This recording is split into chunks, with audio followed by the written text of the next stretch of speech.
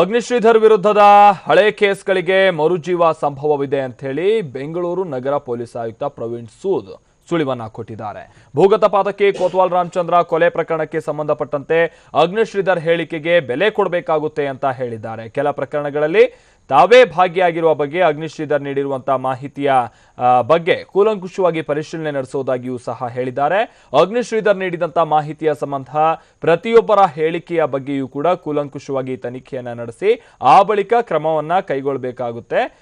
ಜೊತೆಗೆ ಕ್ರಮವನ್ನ ಕೈಗೊಳ್ಳಬೇಕಾದವರ ವಿರುದ್ಧ ಸೂಕ್ತ ಕ್ರಮ ಅಂದ್ರೆ ಅವರ ವಿರುದ್ಧ ಏನೇನು ಆರೋಪಗಳಿದೆ ಅದೆಲ್ಲವನ್ನೂ ಕೂಡ ಸೂಕ್ತವಾಗಿ ತನಿಖೆಯನ್ನ ಕೂಡ ನಡೆಸ್ತೀವಿ ಅಂತೇಳಿ ಪ್ರವೀಣ್ ಸೂದ್ ಹೇಳಿದ್ದಾರೆ.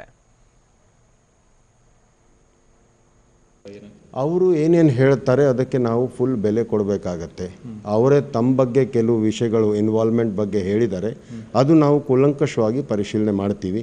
ಇನ್ನೊಂದು, ಈ ಯಾವಾಗ ಈ ದಾಳಿ ಆಗಿತ್ತು ಆವಾಗ ನೆಕ್ಸ್ಟ್ ಡೇ ನಾ ಹಾಸ್ಪಿಟಲ್ ಹೋದಾಗ ಸುದ್ದಿ ಮಾಧ್ಯಮ ಅವರಿಗೆ ಅವರು ಹೇಳಿದರು, ನಮಗೆ ಭಾಳ ಒಳ್ಳೆ ಟ್ರೀಟ್ಮೆಂಟ್ ಕೊಟ್ಟರು, ನಮಗೇನು ತೊಂದರೆ ಕೊಡಲಿಲ್ಲ.